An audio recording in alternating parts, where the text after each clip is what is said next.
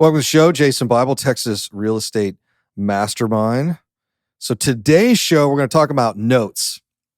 The last couple of years, a lot of syndications and funds have popped up in the real estate space. And we do those, and we do them from time to time.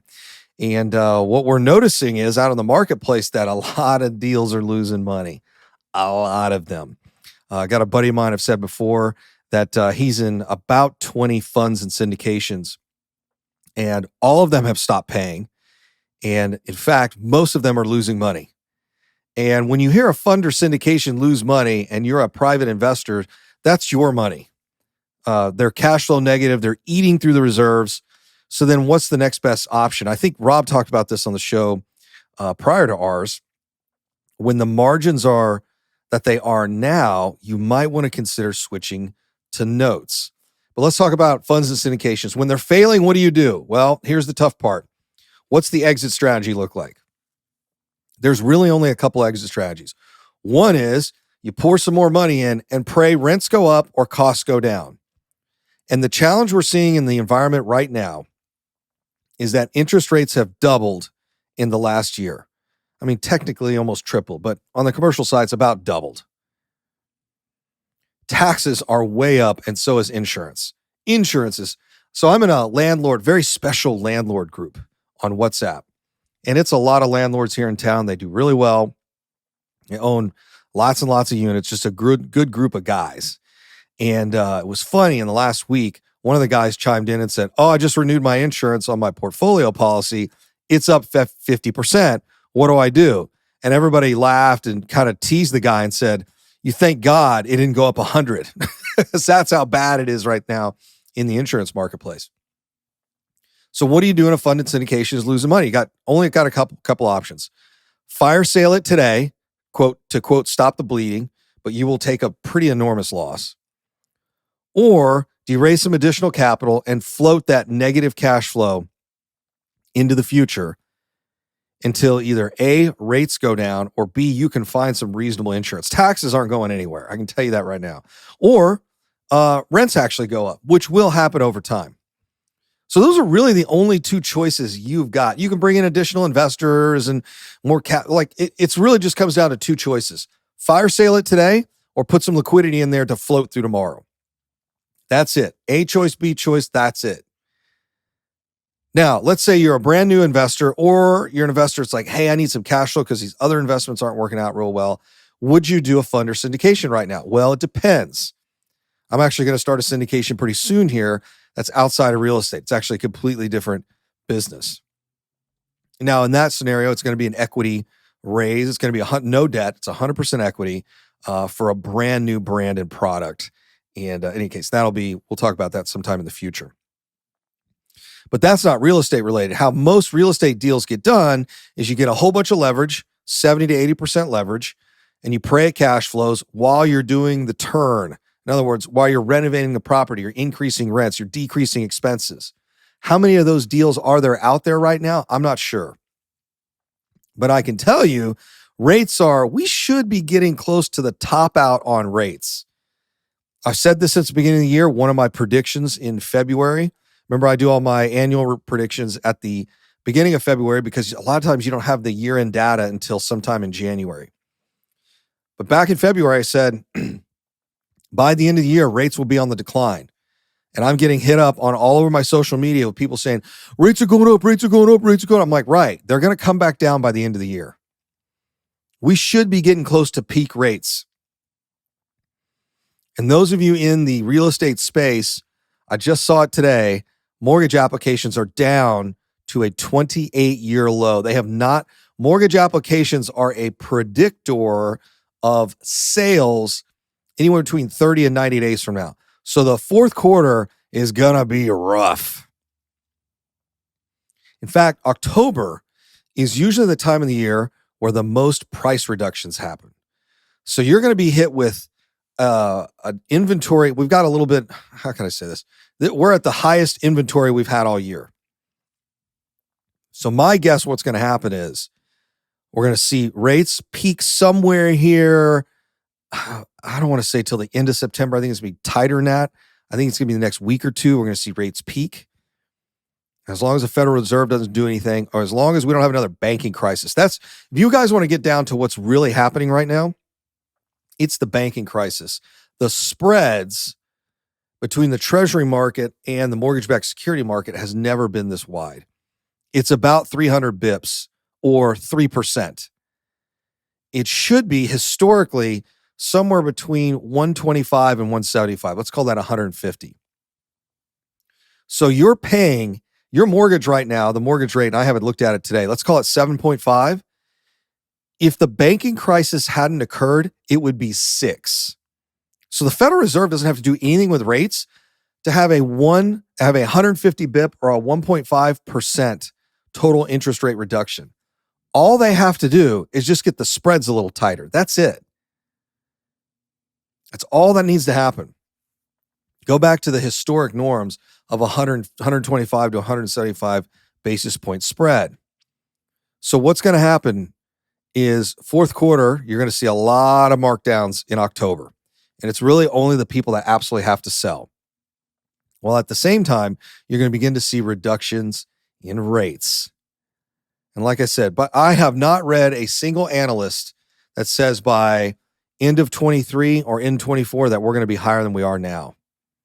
So those of you in some of these multifamily syndications, or those of you who had to refinance at 8, 9, 10%, actually, I've not seen anybody in the deep in the 8s. I'm seeing about 8.5 right now. So some of you that are below 9, you just got to ride it out the next 18, 24 months. I don't remember who said it, but one of our guys here in Houston, one of our investor friends in Houston said, survive till 25. There are a lot of predictions out there that are saying mortgage rates are going to be down to 4% by 25. And there's a lot of good data that says that is probably true. So survive till 25. All right, so now you're a passive real estate investor. You've invested in funds and syndications right now, and you need cash flow today. I would tell you funds and syndications might not be the best for you, but I don't know. It depends on the deal. Really depends on the deal, but there's a lot of uncertainty out there. Taxes, insurance, interest. Those are your big what ifs. It might make more sense to do notes if you're a passive investor.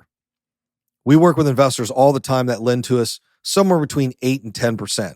Simple interest, and it's real easy. And they typically don't last more than a year or 2, sometimes 3 years.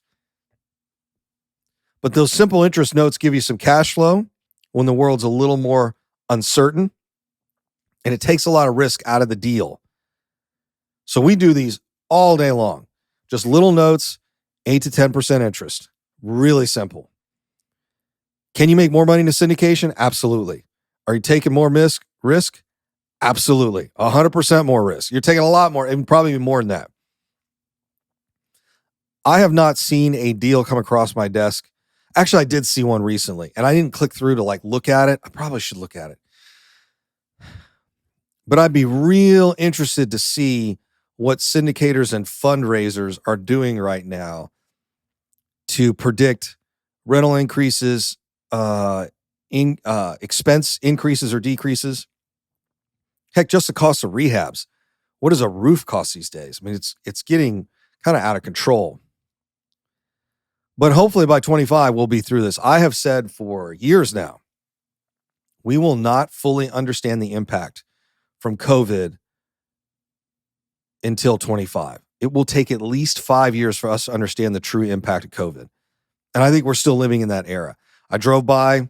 I'm trying to remember what I was doing. I was having dinner somewhere. Well, we were driving back from somewhere. And we were driving by the little Honda dealership, and I can't even remember the name of it. There's a little Honda dealership at Main and 610. It's just inside the loop. And you look over there, and they have virtually nothing for sale, like new cars. There's not a whole lot of new Hondas. Toyota's the same way when it comes to their higher end models, 4Runners and that sort of thing. They're just not there. That's partly a supply issue. In fact, the new car I bought, I just got my second key. Like that was like 6 months ago. Like it took them 6 months because the chip shortage to give me my second smart key. So we're still living in this COVID era. And I don't think things start to even look like normal until 25. So here you are, a passive investor. You've saved a lot of money. You've done the good things. You've saved more than you spent. So you've saved a bunch of money. Now what?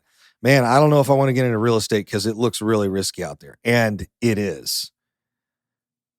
Like to be on the syndication side, you're taking on a lot of risk. That's why. So my joke is, when you look at a syndication, when you look at the operating agreement and the other documents associated with syndication, my joke is they're 100 pages.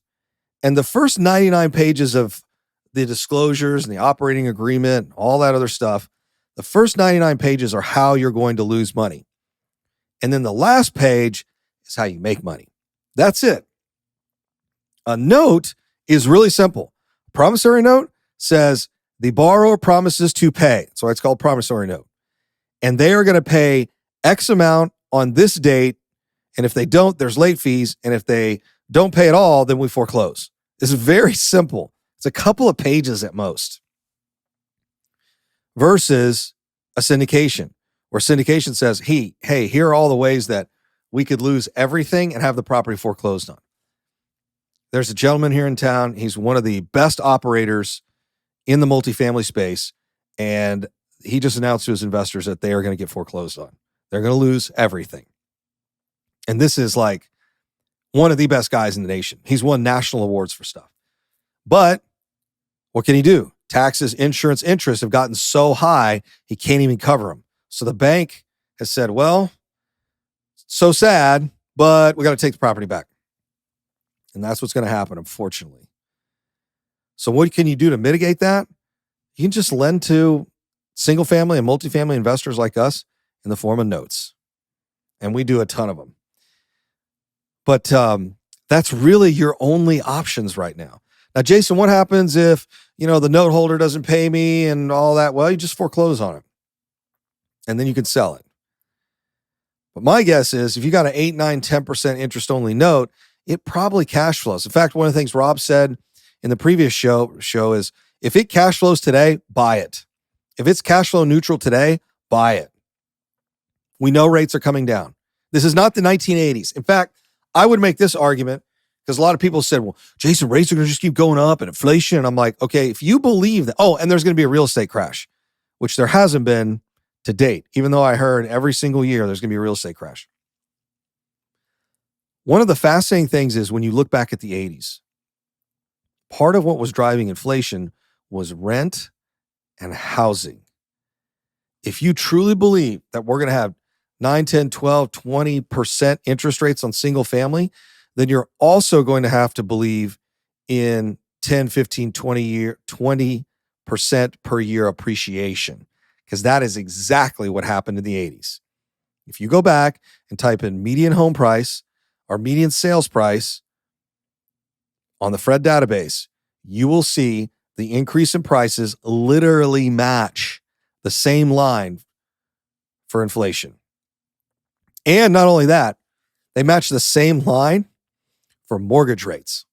They sit there in, literally rates go from 7% to 9%. Then you see sales, boop, just literally in lockstep with each other. Sales price, boom, just climbing all the way up. So then I like to tell folks, I'm like, okay, well, what happened in 1985? Did prices go up or did they go down? Because the rate of inflation stopped almost immediately. No, they kept going up. In fact, not only that, they never went back to their previous year prices. We're talking about the rate of inflation here. You're just going to pay more for it. So what I'm telling everybody is, I'm like, if it's cash flow neutral, it makes you a little bit of money, buy it. Especially here in Texas. That U-Haul study came out again. It is, why don't you pull this up, folks? Look at the cost of renting a U-Haul from Houston to LA. And then look at that same U-Haul from LA to Houston. The LA to Houston price will literally be double what it is to take it back. Why? Because so many people are moving here.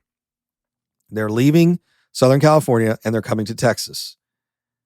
Meaning it's almost free to move from Texas to Southern California because there's not many people that have U-Hauls that are going the other direction. So all of that is here. I was listening to Patrick Bet David today on the way in, And he had his real estate guy on there, and they said there's 1,000 people a day moving into Florida. 1,000. That's about how many people are coming just to Houston. Harris County is something like 500 to 600 a day. That's like a 747 landing, dumping all the passengers off, and then flying out empty. That's how many people are moving here, and that's one of the reasons that real estate is becoming much more expensive, and it's driving the values here in this marketplace. So if you're an investor, hey, I'd really look at funds and syndications. There's still some opportunities there, but I'd really look at notes. It's a lot less risk. It's still risky, but it's a lot less risk, and you can get 8 to 10% cash on cash. This is Jason Bible, Texas Real Estate Mastermind.